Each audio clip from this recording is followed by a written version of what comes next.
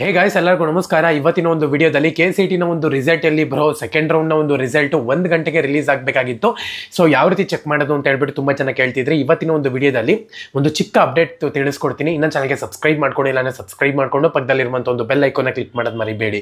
So ಮೊದಲನೇದಾಗಿ ಇವಾಗ KCET ಒಂದು ರಿಸಲ್ಟ್, ಸೆಕೆಂಡ್ ರೌಂಡ್ನ ಒಂದು ರಿಸಲ್ಟ್ ಬಂದ್ಬಿಟ್ಟು 1 ಗಂಟೆಗೆ ಬರುತ್ತೆ ಅಂತ ಹೇಳ್ಬಿಟ್ಟು ಒಂದು ಅಪ್ಡೇಟ್ ಇತ್ತು ಅಂತಲೇ ಹೇಳ್ಬೋದು. ಸೊ ಆ್ಯಕ್ಚುಲ್ ಆಗಿ ಅದು 1 ಗಂಟೆಗೆ ಬರುತ್ತೆ ಅಂತ ಹೇಳ್ಬಿಟ್ಟು ಎಕ್ಸಾಕ್ಟ್ ಆಗಿ ಅವರು ಮೆನ್ಷನ್ ಮಾಡಿದ್ರು.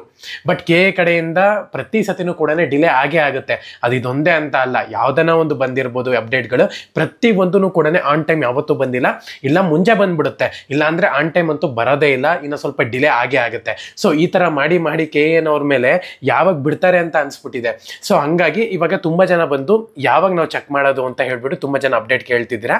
ಸೊ ಇವಾಗ ಬಂದಿದ ತಕ್ಷಣ ನೀವು ರಿಸಲ್ಟ್ನ ಚೆಕ್ ಮಾಡಕ್ ಹೋಗ್ಬೇಡಿ. ಏನಕ್ಕಪ್ಪ ಅಂದ್ರೆ ಸರ್ವರ್ ಬಿಸಿ ಬಂದೇ ಬರುತ್ತೆ. ನಿಮ್ಮ ಹತ್ರ ಬೇರೆ ಬೇರೆ ಬ್ರೌಸರ್ಸ್ಗಳಿರುತ್ತೆ, ಅದರಲ್ಲೂ ಕೂಡ ಟ್ರೈ ಮಾಡಿ.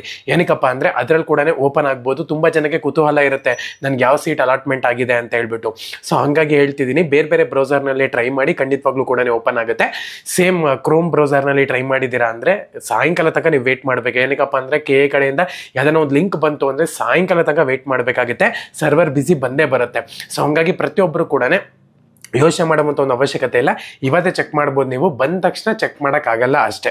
ಸೊ ಸಬ್ಸ್ಕ್ರೈಬ್ ಮಾಡ್ಕೊಳ್ಳಿ, ಬಂದ ತಕ್ಷಣ ನಾನು ವಿಡಿಯೋ ಮಾಡಿ ತಿಳಿಸ್ತೀನಿ ನಿಮಗೆ. ಎಲ್ಲರಿಗೂ ಕೂಡ all the best. Jai Hind, Vande Mataram.